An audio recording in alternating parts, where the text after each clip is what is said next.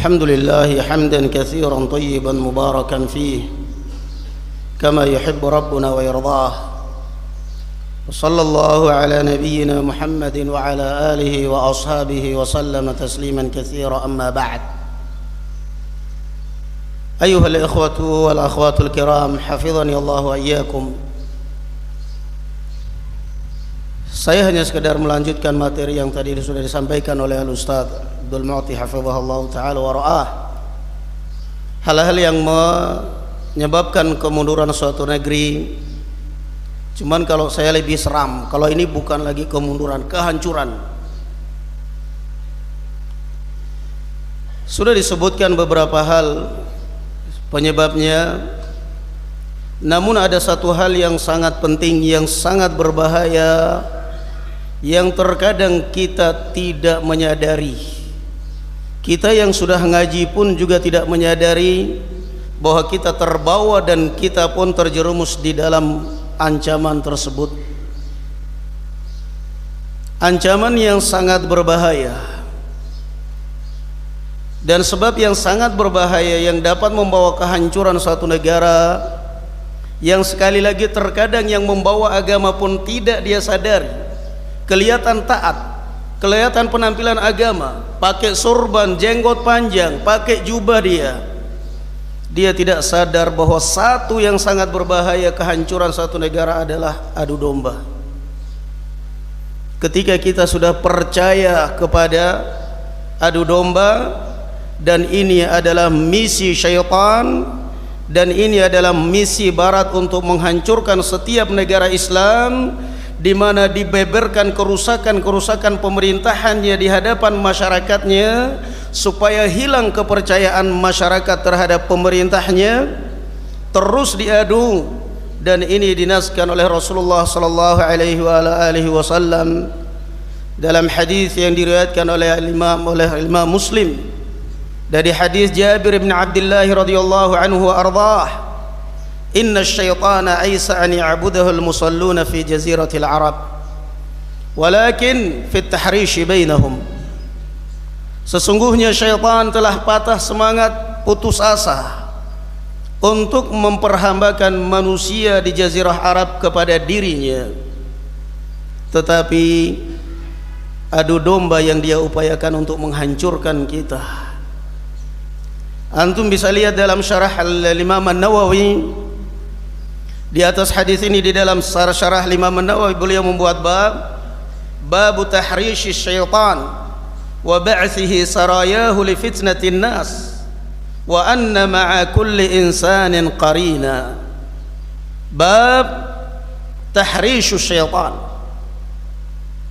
bab adu domba syaitan, dan juga wa ba'thihi sarayah, dan juga utusan syaitan atas tentara-tentaranya untuk memfitnah, menanamkan fitnah antara umat manusia, dan bahwasanya setiap kita ini ada qarin. Kemudian beliau setelah meriwayatkan alim hadis yang kita baca tadi, beliau mengatakan dalam syarahnya, wa ma'nahu aisa an ya'budahu ahlu jaziratil Arab walakinnahu sa'a fi at-tahrish bainahum bil khusumat wasyahna'i wal hurub wal fitan wa nahwiha. Waspadainya ya ikhwan, yakni maknanya syaitan dia tidak mampu dan kewalahan untuk menyesatkan orang agar menjadi hamba setan semuanya, gak mampu dia. Setan mengajak orang berbuat syirik, ada aja yang bertauhid. Setan mengajak bangsa Arab untuk menerapkan hukum-hukum taghut, ada aja yang menerapkan hukum Islam. Mengajak orang untuk meninggalkan sholat, ada aja yang sholat. Tetapi jangan dikira setan putus asa untuk menyebarkan misinya.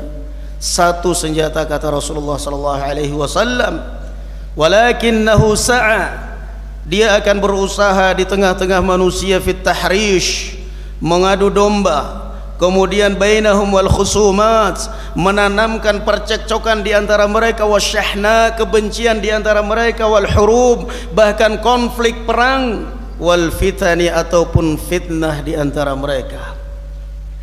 Ini yang tadi kita sebutkan tidak diwaspadai oleh banyak kita.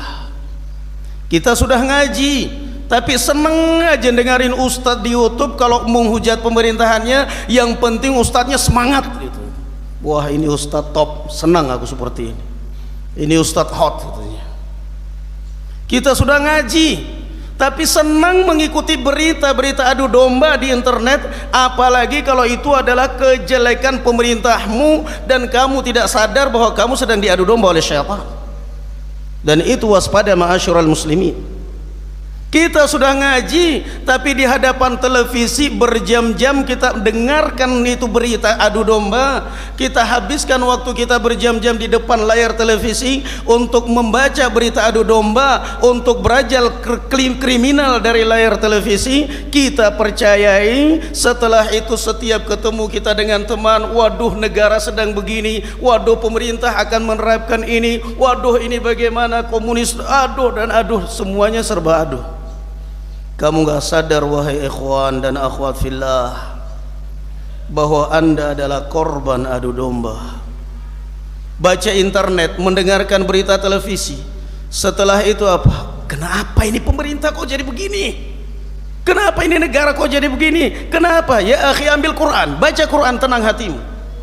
Alladzina amanu wa tatma'innu qulubuhum bidzikrillah, ala bidzikrillah tatma'innul qulub. Orang-orang yang beriman akan selalu tenang hatinya pada saat dia berzikir kepada Allah. Ketahuilah dengan anda berzikir kepada Allah, hatimu akan tenang.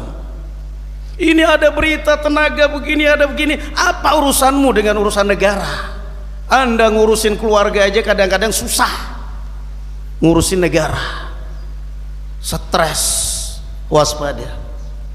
Ini yang tadi kita katakan, yang terkadang kelihatannya takwa, kelihatannya membela negara, kelihatannya dia membela bangsa dan tanah air, namun dia tidak sadar bahwa sesungguhnya dia adalah diperalat oleh barat secara tidak langsung ataupun mungkin bahkan secara langsung diadu. Fit tahrish bainahum. Ini harus kita waspadai. Barakallahu fikum. Allah Azza wa Jalla mengatakan dalam Al-Qur'anul Karim, fala tuti' kulla hallafin mahin hammazin masya'in binamim. Allah Azza wa Jalla mengingatkan, jangan kamu percaya. Sekarang sarana untuk mengadu domba kan gampang. Internet paling aktif, televisi paling aktif, koran, majalah, apa saja caranya fit tahrish bainahum, ditanamkan kepada kita supaya kita benci dengan pemerintah kita, ditanamkan kepada pemerintah kita supaya benci dan curiga kepada rakyatnya. Ketika terjadi itu konflik, maka syaitan pun dia akan beristirahat dan dia akan mengatakan barakallahu fikum. Dia akan tertawa dan dia akan berlepas tangan, datang kemudian berpura-pura mendamaikan padahal dia juga setannya. Makanya barakallahu fikum, nasihat terakhir saya ya ikhwan, belajar ngaji, semangat menuntut ilmu. Barakallahu fikum, semangat mendatangi majelis-majelis ilmu. Perbiasakan barakallahu fikum pembicaraan kita ilmu, jangan ikut-ikutan membicarakan masalah kejelekan yang anda dengar dari layar televisi, karena pada hakikatnya itulah memang cara syaitan, fit tahrish bainahum. Dan juga kadang-kadang di anak-anak santri pun begitu, nggak bisa dikuasai oleh syaitan. Diajak jangan ke pondok, dia tetap ke pondok. Diajak jangan belajar, dia tetap belajar kepada ustadznya. Pintar setan itu. Kata Imam Ibnul Jauzi bahwa di antara makar syaitan adalah menjiwai orang. Maka kemudian si santri yang rajin tadi ini, jalan satu-satunya setan menanamkan rasa congkak dalam hati dia, sehingga dia selalu mengkritik ustadznya, mencari kelemahan ustadznya. Lama-kelamaan dia benci dengan ustadznya, lama-kelamaan dia meninggalkan majelis ustadznya, lama-kelamaan dia sudah lebih alim dari ustadznya perasaan dia. Dan itu yang terjadi kepada Wasil bin Atha al-Ghazal, tokoh Mu'tazilah, sehingga dia pun menyingkir dari majelisnya Al-Hasan Al-Basri karena dia merasa lebih dari ustadznya. Maka waspada barakallahu fikum. Jangan merasa kita ini ngaji, kita ini ahlu sunnah, kita ini taat, kita ini begini, ternyata kita nggak sadar bahwa kita juga terjaring oleh jaringan syaitan. Ini barakallahu fikum salah satu di antara yang paling fatal adalah adu domba. Ketika kita sudah tidak percaya, tidak saling percaya antara masyarakat dengan pemerintah, maka dari situlah syaitan akan menghasut kita dan akan menghancurkan negara kita dan akan membiarkan kita perang sendiri. Nas'alullah azza wa jalla an yamunna alaina bil afiyah. Wallahu alam bis-shawab. Barakallahu fikum. Alhamdulillah. Assalamualaikum warahmatullahi wabarakatuh.